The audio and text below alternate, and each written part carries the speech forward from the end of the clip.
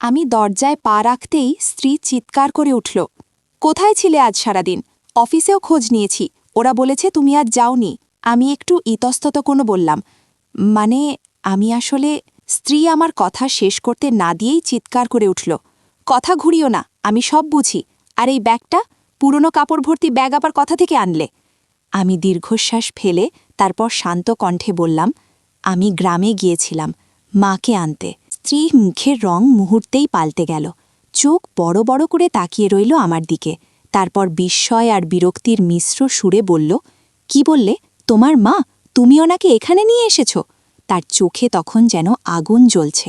তোমার ভাইয়ের বাড়িতে তো ছিলেন, ওখানেই থাকতে পারতেন, এখানে আবার কেন? এই ছোট ফ্ল্যাটে, যেখানে জায়গা হয় না বাচ্চার পড়ার বই রাখার? আমি আস্তে বললাম, ওখানে রাখা আর সম্ভব নয়। আমার স্ত্রীর রাগে কাঁপতে কাঁপতে বলে উঠল, এখানে কি স্বর্গরাজ্য নাচি? 7,000 টাকায় সংসার চালাই, বাচ্চার স্কুল, বাজার, বেল সবকিছুর চাপ আমার উপর, এখন আবার একজন বৃদ্ধা? স্ত্রীর কথার সঙ্গে সঙ্গে ঘরের কোণে বসা সাদা শাড়ি পরা আমার বৃদ্ধা মা কাপা হাতে মুখ ঢেকে কাঁদছিলেন, তার চোখে জল, মুখে লজ্জা ও অসহায়তার ছাপ। আমি নিচু গলায় বললাম, ওনাকে আমার ভাই আর ভাবি বাড়ি থেকে তাড়িয়ে দিয়েছে, তাই নিজে গিয়ে এনেছি। স্ত্রী তখনও কিছুটা রাগে ফুঁসছে, কিন্তু হঠাৎই বৃদ্ধা মায়ের মুখটা দেখতে গিয়ে থমকে গেল, চোখ বড় হয়ে গেল, ঠোঁট কেঁপে উঠল। মা, তুমি? বৃদ্ধা মুখ তুলে তাকালেন, চোখে ক্লান্তি, মুখে বেদনা। ধীরে বললেন, হ্যাঁ মা, তোর ভাই আর ভাইয়ের বউ বলেছে আমি নাকি বোঝা হয়ে গেছি। কোথায় যাব বল? স্ত্রীর মুখে আর কথা নেই, হাত কাঁপছে, চোখে জল। সে আমার দিকে তাকিয়ে ফিসফিস করে বলল, তুমি আগে বললে না কেন? মা তো মা, তোমার হোক বা আমার, মা তো একজনই। ঘরের বাতাস যেন এক মুহূর্তে থেমে গেল।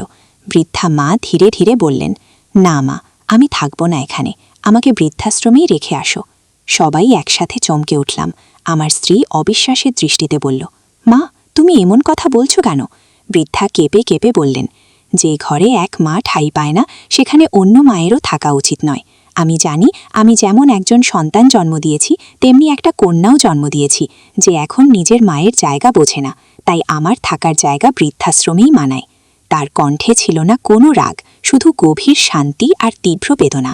তিনি আরও বললেন, কিন্তু একটাই কথা মনে রেখো মা, সময় বড় কঠিন বিচারক। আজ যেভাবে আমি বোঝা হয়েছি, একদিন হয়তো তুমিও কারোর চোখে বোঝা হয়ে যাবে। তখন বুঝবে এক মায়ের হৃদয় কতটা বড় হতে হয় সন্তানকে ক্ষমা করতে। স্ত্রীর চোখ থেকে অজরে জল পড়তে লাগল। সে মাটিতে বসে পড়ল, বৃদ্ধার পায়ের কাছে মাথা রাখল, কাঁদতে কাঁদতে বলল, মা, আমায় ক্ষমা করো, আমি বুঝতে পারিনি একটা মা শুধু সন্তান জন্ম দেয় না, সে ঘরটাকেও বাঁচিয়ে রাখে। বৃদ্ধা তার মাথায় হাত রাখলেন, কাপা গলায় বললেন, ক্ষমা করার কিছু নেই মা, সময়ই সব শেখায়। মা তো শেষ পর্যন্ত মাই থাকে, তোর সুখী চাই। ঘরে তখন শুধু কান্নার শব্দ, বাইরে বৃষ্টি পড়ছে টুপটাপ, যেন আকাশও কাঁদছে এক ভুলে যাওয়া মায়ের জন্য। আসলে যেই ঘরে মায়ের জন্য জায়গা হয় না, সেই ঘর কখনো শান্তি পায় না। মা শুধু মানুষ নন, তিনি আশীর্বাদ, তিনি ঘরের প্রাণ।